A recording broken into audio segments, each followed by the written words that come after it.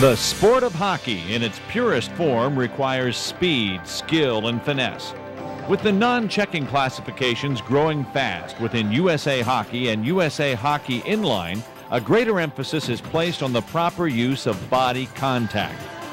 Using the body to establish position between the opponent and the puck, creating an opening that is too small for your opponent to go through, and the incidental contact that occurs when both players are playing the puck are all common aspects of the no-check game.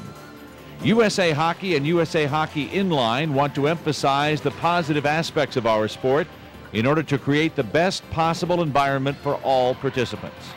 A point of emphasis has been established prior to the 2001-2002 season, which calls attention to illegal body checking in both the checking and non-checking playing classifications. Our mission is to promote the concept of playing the game within the rules in order to create a positive and fun atmosphere for all participants. Body contact in non-checking classifications is oftentimes the most misunderstood aspect of our game. Legal body contact is defined as contact that occurs between opponents during the normal process of playing the puck, provided there has been no overt hip, shoulder, or arm contact to physically force the opponent off the puck. As the definition indicates, no-check hockey does not mean no contact. When the non-check game is played within these rules, the game is fast, skilled, and yes, physical. The USA Hockey and USA Hockey Inline officiating programs have designed this educational videotape as a means of demonstrating legal body contact for non-checking classifications. In addition, some examples of illegal contact will also be shown. The various examples demonstrated on this tape are situations where a clear-cut decision will be agreed upon, regardless of the level of play. The objective of the tape is to allow viewers the opportunity to identify legal body contact and understand the reasons as to why some contact is allowed while others will result in a penalty. Those viewers who can successfully read each situation will have a better understanding of legal body contact and illegal body checking as established by USA Hockey and USA Hockey Inline for our non-checking classifications. Ultimately, with improved understanding, we'll be able to create a better playing environment for everyone. The format for the tape includes showing actual game footage from different camera angles. If desired, places to stop the tape for group discussion are easily marked. The play will then be shown again in slow motion with an explanation of the appropriate call to be made. So whether you view the tape from start to finish or you stop the tape at the appropriate times, enjoy watching the body contact video.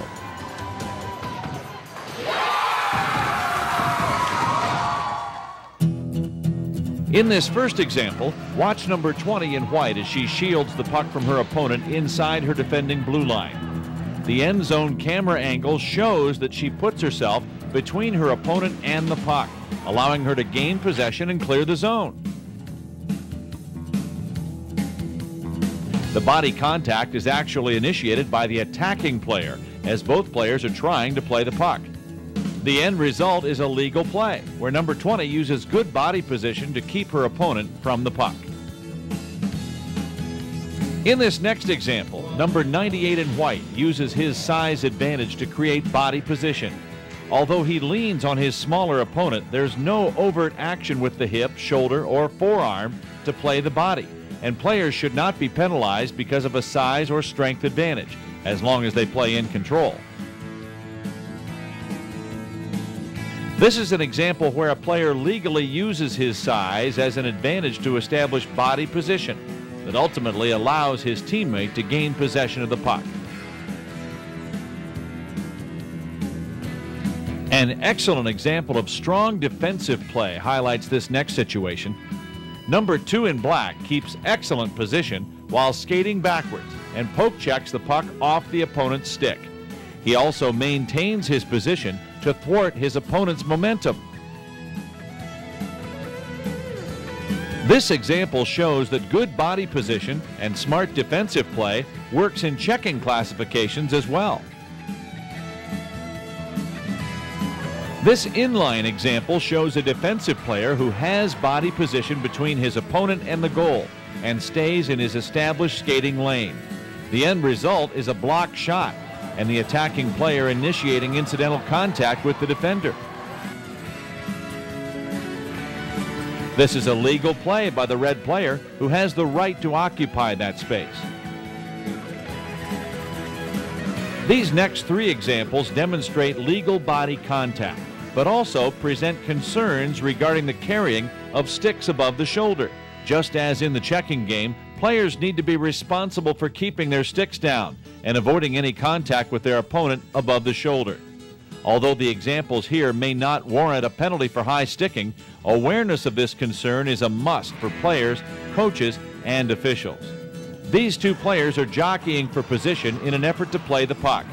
Neither 4 white nor 15 blue make any overt motion to intentionally play the body, as they both try to establish position to play the puck along the end boards.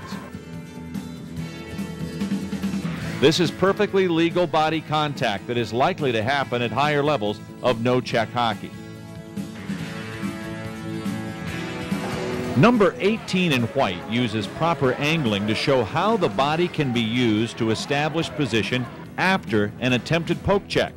Eventually, 18 is able to lift red's stick and regain possession of the puck.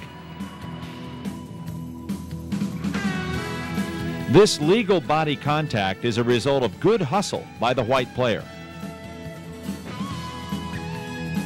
An end zone faceoff sets the tone for this example. Number 17 in white and 15 blue fight for the puck after the faceoff, with the blue player establishing better position. The contact in this situation is a result of both players hustling to play the puck, an indicator that this example is legal body contact. This younger level inline game gives us an example of how two players try to establish position along the boards while focusing on the puck. Once again, there was no overt hip, shoulder, or forearm movement by either player that would indicate illegal contact. The white team establishes possession of the puck as a result of this legal body contact.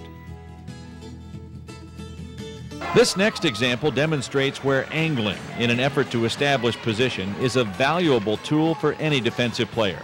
Number 5 in white pinches off the gap at the defensive blue line and poke checks the puck off of 11 blue's stick, indicating an obvious attempt to play the puck. This is an example of excellent defense that resulted in legal body contact. Here's another example of angling and pinching by a hustling player in the neutral zone. Number 10 in blue established the right angle that allowed her to close off the area where number 2 white wanted to skate with the puck. The blue player simply beat her opponent to the space and established the proper body position to create a turnover.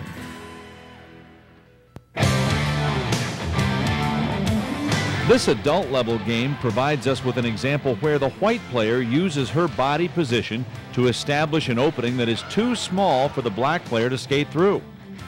Number 8 white continues to skate in the same direction as her opponent, trying to play the puck, and leans into the black player, causing her to bump into the end boards. This legal play allows her teammate to gain possession of the puck.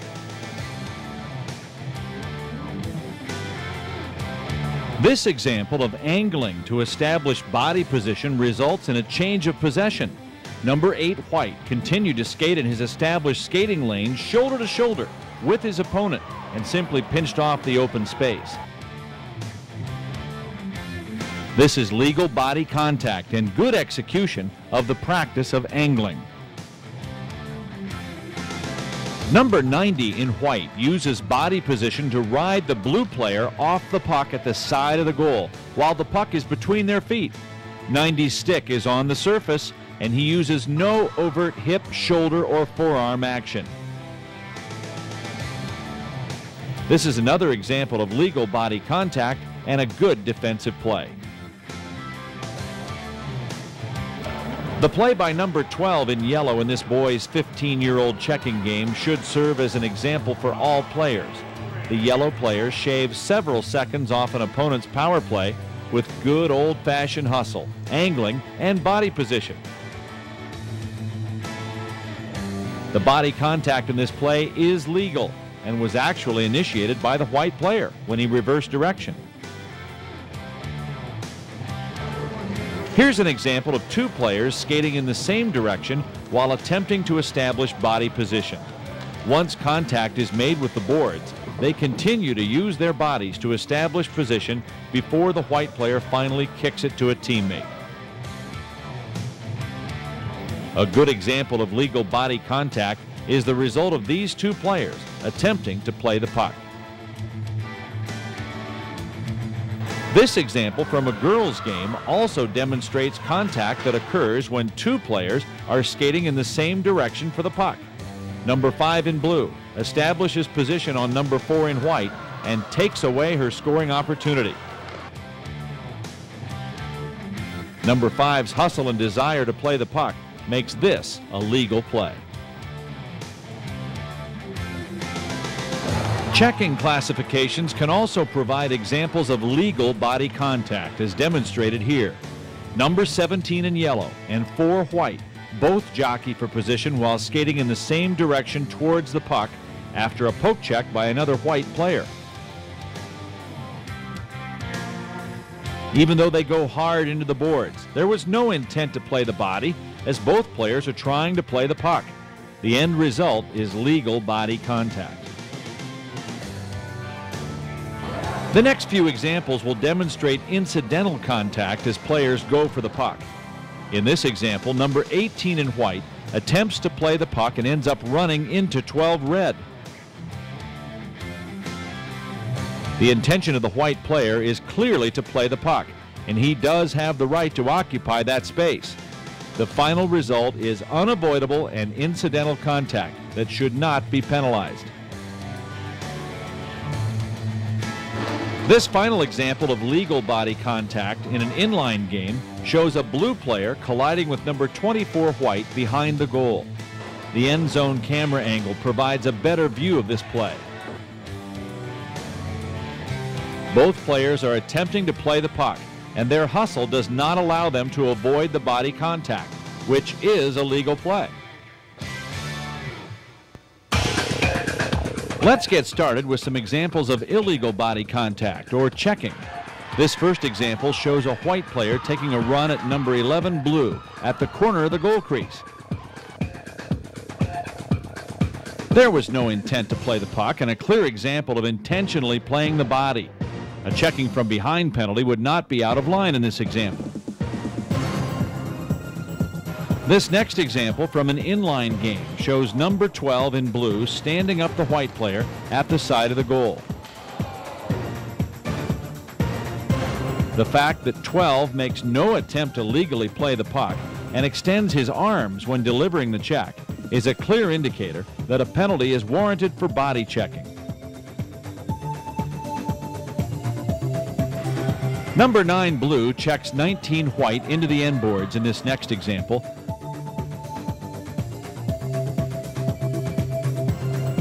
Once again, there was no effort to play the puck, and she was clearly playing the body.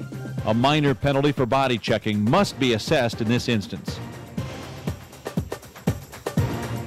Even though number 5 in blue makes a good play in poke checking the puck away from her white opponent, she also changes directions to intentionally step in front of the white player. In this example, the deliberate change of direction and the use of the arms to deliver the check is a clear indicator of illegal contact and should be penalized as a body checking penalty.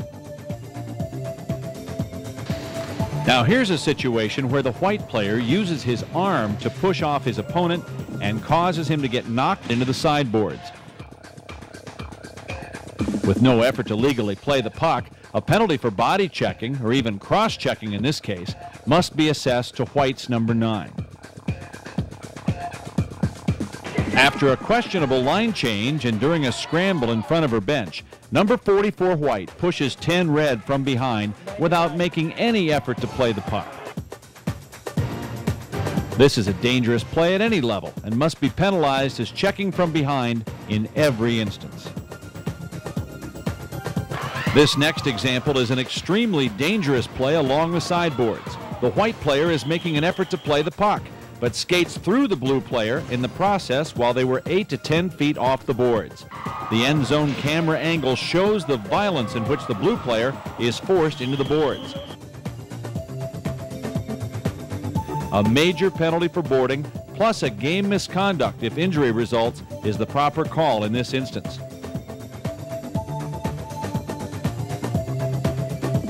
Here's an interesting example of an end zone faceoff. After the puck is dropped and goes into the corner, number 3 blue allows 7 white to skate in front of her while going for the puck. 3 then delivers deliberate body contact to the white player with no effort to play the puck. The referee, who was in good position, made the right call in assessing a minor penalty for body checking in this one. The collision in this play is the result of the blue player, who had her head down, skating into number 14 white at full speed. The white player clearly saw the blue player coming and made no effort to avoid the inevitable contact. This is another example of deliberate contact that does call for a body checking penalty to be assessed. In this situation, number 3 white plays the puck and makes contact with her blue opponent. At contact, her arms are raised and extended to push off her opponent intentionally. This contact is deemed to be avoidable and warrants a penalty for body checking to be assessed. The final example follows number 4 in white as she follows the defending player on the forecheck. But in this case, she makes no effort to legally play the puck and ends up driving her opponent into the end boards. No question, a minor penalty for body checking is the correct call on this one. USA Hockey and USA Hockey Inline thanks you for viewing the body contact videotape and hopes it has given you a better understanding of body contact in non-checking classifications. If all members of the USA Hockey family recognize the need to play fair and within the rules, our game will improve and will go a long way toward creating a more positive hockey environment for all participants. Have a great season, and don't forget to practice heads-up hockey.